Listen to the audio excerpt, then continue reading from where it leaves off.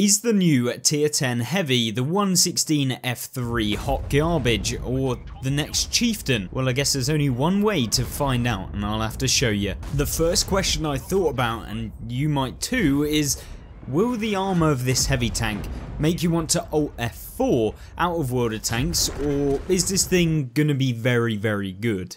Frontally, this thing has on paper some pretty thick and horrible armour, making you fear for your life. But when you see how Wargaming have decided to add it onto the 116, it may change your mind.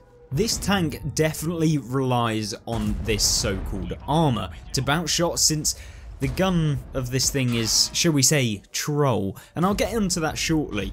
But this armour is definitely a little troll too. It's capable of bouncing rounds for sure, but it has got this Type 5 heavy-esque armour, whereby if you have enough penetration on your rounds, the tank doesn't really have armour. But obviously that's the case for most of the heavies in the game, but if you don't have the penetration, it's basically unpennable, especially if you're playing in a tier 8 or tier 9. There is a few turret weak points that you need tier 10 premium rounds to pen, of course, as all balanced vehicles should, and if you do actually manage to have that, then you need to hit the weak point, which are very minuscule for the most part. The two cupolas on top of the tank are similar in scale to the IS-7 and are basically a big FU to anyone fighting this thing if it has any use of gun depression.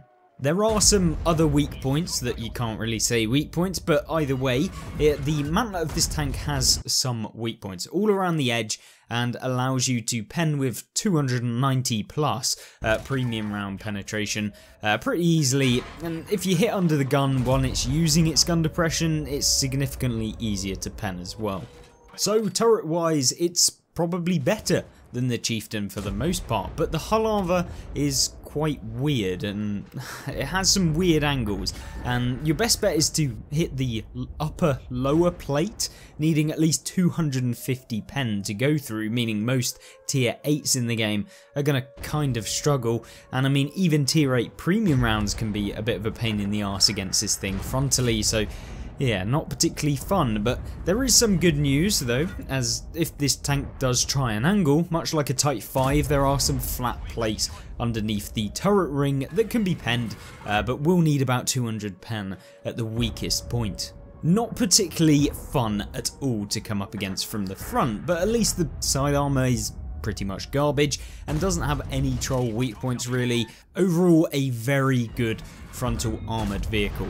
If you've got this thing or you've seen it in the game, you probably hate the armour, but let me know what you actually think about this tank, and even from seeing what we've seen here, what do you think about it? Do you think that it is just a purely worse Chieftain if you do know about it? But yeah, if you've enjoyed the video as well, please take a second to like it, and watching some of the other videos on the channel after this one would be much appreciated. On a different note now though, it's not all sunshine and rainbows when it comes to this vehicle, and now the list of awful part comes, starting with that gun. Now the tank has a 530 alpha 3-shot autoloader capable of 1590 damage, making it rival the 50B and 57 heavy, obviously two other heavy tanks at tier 10 alpha wise, but don't worry, its intraclip reload of 5 seconds is absolutely atrocious and puts it well behind, dealing out that damage behind the 57 heavy and of course the 50B.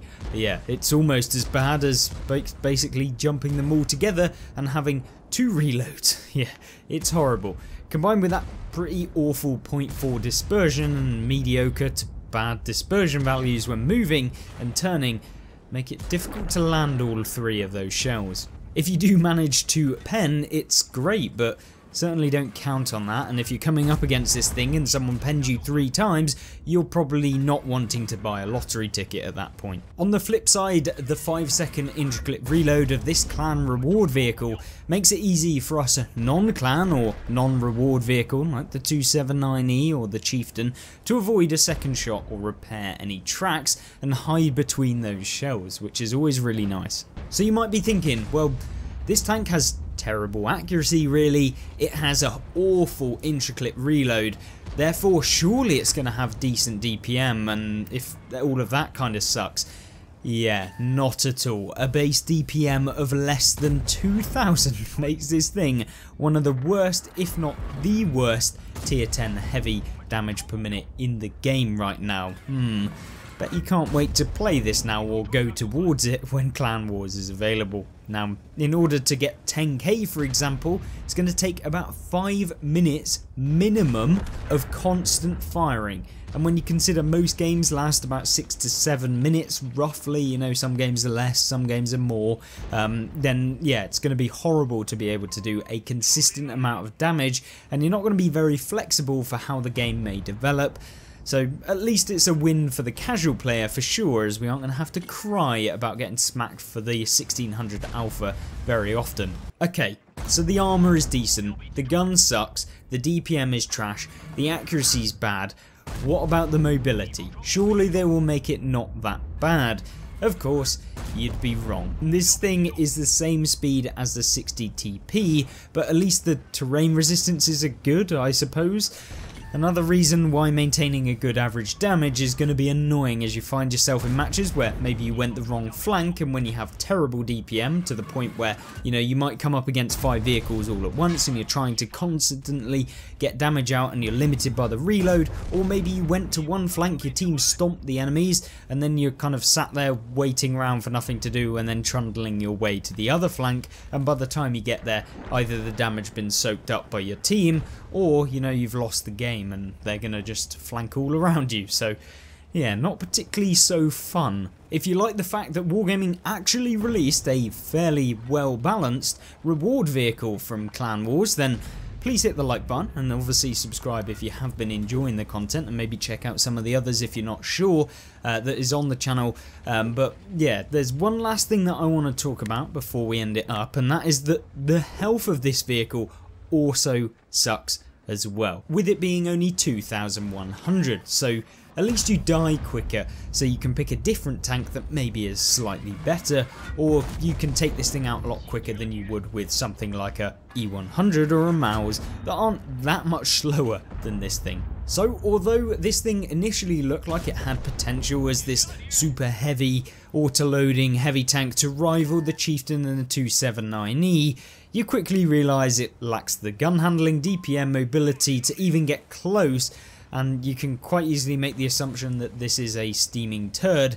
If you are a more casual player, maybe you can make it work if you're an experienced player and you know how to use the armor angling, and if people you come up against don't have super high penetration rounds like tier 8s, then yeah, I'm sure you can still have good games as you've been seeing here. But yeah, I just think that you're going to need the right player in the tank as opposed to the tank making the player look good. Don't forget to subscribe, because I'm going to guarantee that your team won't lemming train for at least 10 games.